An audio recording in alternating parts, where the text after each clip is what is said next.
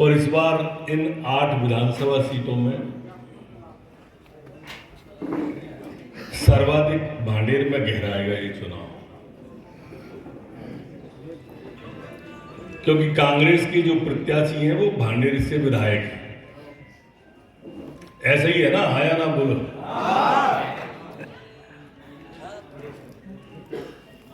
वो विधायक जनता को कंफ्यूज करके बन गए, भ्रमित करके बन गए, और हम उस भ्रम को दूर नहीं कर पाए, न दतिया में न भांडेर में। उनने भ्रम फैलाया कि कांग्रेस की सरकार आ रही है, ऐसा ही है ना। दूसरा उनमें से ही एक बोला कि बरैया दिग्विजय सिंह को खास है। तीसरा बोलो कि मंत्री बने। ऐसा ही है ना, ऐसा ही है, बात सही है। और धीरे धीरे ये बात जो फैली तो इस चिंगारी ने आखिरी में आते आते आग का काम कर दिया। हम दतिया में चिल्लाते रहे, अरे ये बनी बनाई नहीं चला पाए, ये बनाएंगे कैसे, पर मानी नहीं लोग, क्योंकि हमारा कार्यकर्ता कंफ्यूजन में आ गया और उनके लोगों ने पब्लिक को कन्विंस कर दिया। चलो जिता दिए, कोई बात नहीं। अब बानो जाओ तो वो कह रहा हो मेरी को सुने ही नहीं रहो, और पिरोनियानो जाओ तो ये कह रहा हो कि तुमने हारा दो।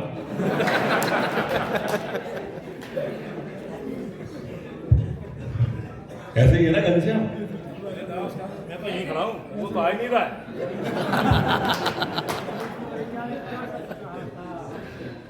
जाए हरा दो, बाय जिता दो, बिना डंक का।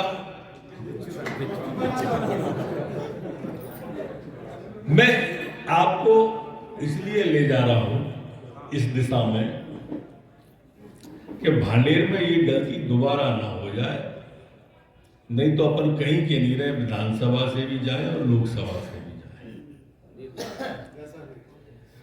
और इसलिए कार्यकर्ता बंधुओं, इस बात को थोड़ा गंभीरता से लेना। कभी कभी हम तो जीत ही रहे हैं, ये बहुत नुकसान हो जाता है इसका। आत्मविश्वास और अहंकार, ये दोनों एक ही परिवार के हैं, दो सदस्य। आत्मविश्वास होना अच्छी बात है, अहंकार होना अलग बात है।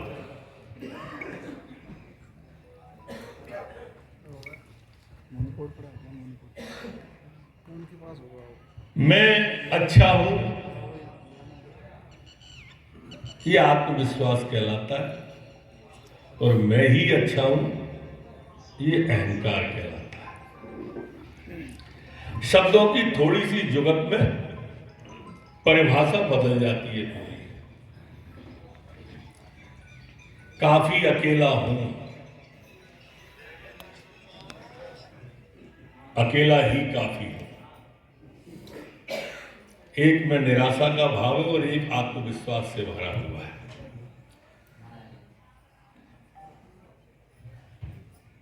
मैं हार नहीं सकता, यह आत्मविश्वास है। मुझे कोई हरा नहीं सकता, ये अहंकार। और इसलिए हमें ध्यान देना चाहिए इन चीजों पर।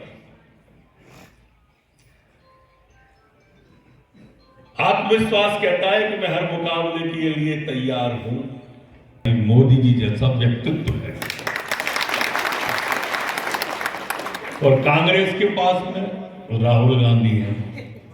अब दोनों की तुलना करो तो कहां राम राम कहां टेटे, ऐसे ही है ना। एक वैश्विक नेता है और एक व्यक्ति लोग हास्य के रूप में ले लेते हैं। लेते हैं कि नहीं लेते हैं? अरे भैया, पैदल चलने से दाढ़ी बढ़ सकती है, बुद्धि नहीं बढ़ सकती है।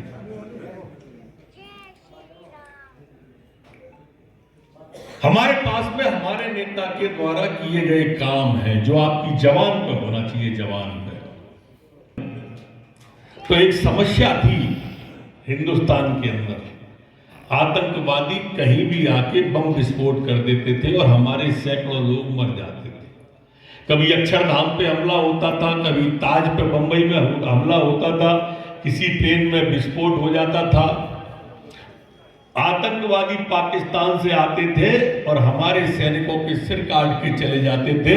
और 10 साल पहले हमारे प्रधानमंत्री मनमोहन सिंह सफेद कबूतर उड़ाते थे। ऐसा ही है कि नहीं है? 10 साल पहले का भारत। और मोदी जी के आने के बाद कोशिश तब भी की पाकिस्तान ने, लेकिन उसके बाद में पाकिस्तान की तरफ से अगर गोली आती थी तो इधर से गोला जाता था, गोला। मोदी जी ने सर्जिकल स्ट्राइक करी, एयर स्ट्राइक करी और दुश्मन को घर में घुस के मारा और ये बता दिया कि ये सरकार भारतीय जनता पार्टी की है, मोदी जी की है। कि आज पाकिस्तान जो कभी 10 साल पहले हमसे कश्मीर मांगता रहता था, ये हालत कर दी। ये आपकी जवान पे होना चाहिए। आप एक कैडर के कार्यकर्ता हो, आपके ऊपर पूरा चुनाव का दारोमदार। मोदी जी ने देश को कहां से कहां पहुंचा दिया। ये कश्मीर के अंदर हम लाल चौक पर तिरंगा नहीं फहरा पाते थे।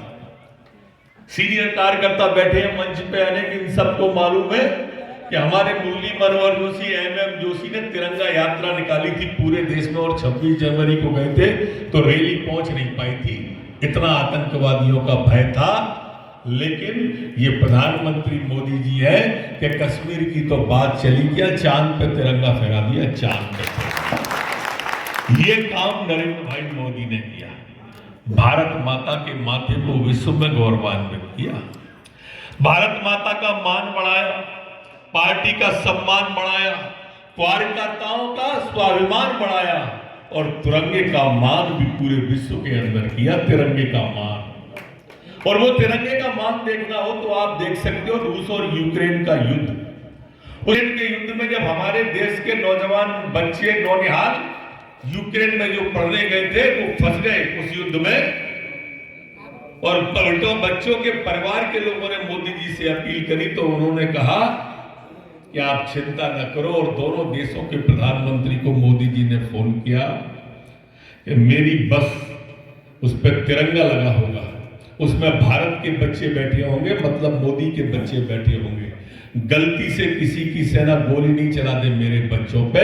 और पूरे विश्व ने देखा कि हमारे बच्चों को बिठा के तिरंगा लगी बस सेना को चीरती हुई चली आई।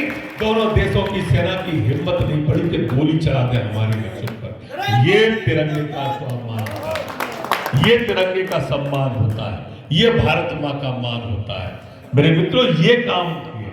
अभी बहन संध्या आपको गिना रही थी, 4 करोड़ आवास बना के दिए प्रधानमंत्री जी ने, 4 करोड़ प्रधानमंत्री आवास, 10 करोड़ 11 करोड़ आयुष्मान योजना के, उज्ज्वला योजना के हमने सिलेंडर बांटे।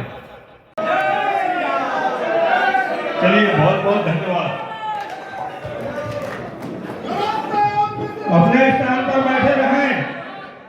एक सूचना है कि आप सबको भोजन की व्यवस्था है, भोजन तैयार है।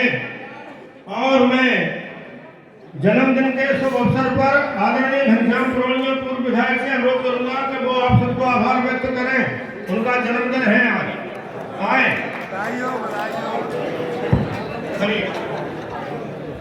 बोलिए भारत माता की। माननीय डॉक्टर नरोत्तम मिश्रा जी हम सब लोगों के बीच में हम लोगों का मार्गदर्शन करने आए।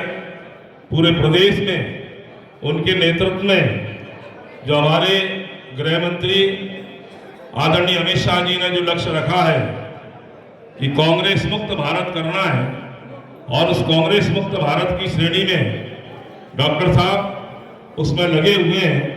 आज उनका मार्गदर्शन हम सबको प्राप्त हुआ। मैं भारतीय जनता पार्टी भांडर की ओर से उनका आभार व्यक्त करता हूं। आदरणीय सांसद जी, हमारे सभी भारतीय जनता पार्टी के सम्माननीय वरिष्ठ जनों का भी मैं आभार व्यक्त करता हूं और भारतीय जनता पार्टी के सभी देवतुल्य कार्यकर्ताओं का बहुत बहुत आभार। जय हिंद, जय भारत। जिनकी नई ज्वाइनिंग हुई है वो मंच पर आ जाए।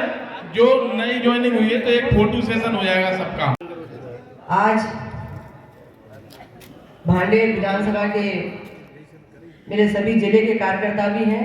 इस कार्यकर्ता बैठक में हमारे कार्यक्रम में मुख्य अतिथि के रूप में पधारे हमारे पूर्व में गृह मंत्री रहे, लोकप्रिय नेता, अभी कलेक्टर के प्रभारी भी हैं और एक तरह से पूरे प्रदेश में भी लगातार उनके प्रवास चल रहे हैं, ऐसे सम्मान्य भाई साहब नरोत्तम मिश्रा जी, पार्टी के जिलाध्यक्ष, हमारे यहाँ बैठे हुए सभी सम्मान्य पूर्व विधायकगण, हमारे सम्मान्य यहाँ पूर्व जिलाध्यक्षगण भी बैठे हुए हैं, सभी हमारे सम्मान्य जनप्रतिनिधिगण, सभी मेरे भारतीय जनता पार्टी के जिला पदाधिकारीगण, सभी मंडल के अध्यक्षगण, सभी मेरे यहाँ वरिष्ठगण भी बैठे हुए, सभी सम्मान्य वरिष्ठगण, मंच सम्मानित पूरा मंच, पीछे भी मेरे सभी वरिष्ठ जन बैठे हुए। मैं सभी वरिष्ठों को भी, सभी मेरे भारतीय जनता पार्टी के कार्यकर्ताओं को, सभी का मैं नमन भी करती हूँ, अभिनंदन भी करती हूँ और सभी को प्रणाम भी करती हूँ। सामने बैठे हुए मेरे भारतीय जनता पार्टी के भी सम्मानित सभी पार्टी के भाई बंधुओं, भारतीय जनता पार्टी का कार्यकर्ता भाई एवं बहनें, आप सबको भी मैं प्रणाम और नमन करती हूँ कि आज यहाँ भारतीय जनता पार्टी का कार्यकर्ता बैठा हुआ है और कुछ भाइयों ने यहाँ भारतीय जनता पार्टी की सदस्यता भी ली है। आप सबको बहुत बहुत शुभकामनाएं। आज जैसा कि आप सब जानते हैं, आज माननीय प्रधानमंत्री जी के नेतृत्व में 2014 से लेकर 2024 तक आज जिस भारत को हम देख रहे हैं, एक भारत हमने अटल जी के समय देखा, उस समय जो विकास हुआ था माननीय अटल बिहारी वाजपेयी जी के नेतृत्व में, वो दिखा और उसके बाद 2014 के बाद माननीय मोदी जी के नेतृत्व में हमें वो विकास दिखा। भाई साहब जो हाथ हटा लो।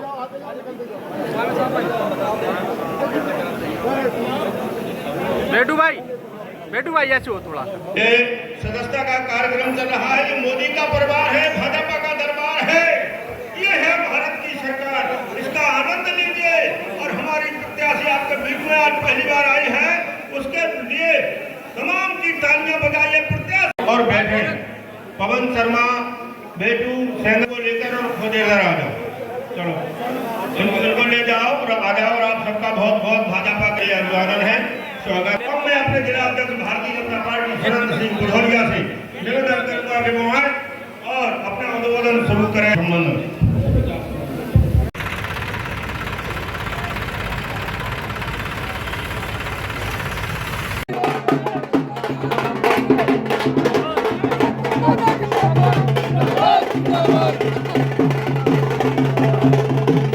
ऐसे हो जाना, ऐसे अंदर जी जरा ऐसे हो।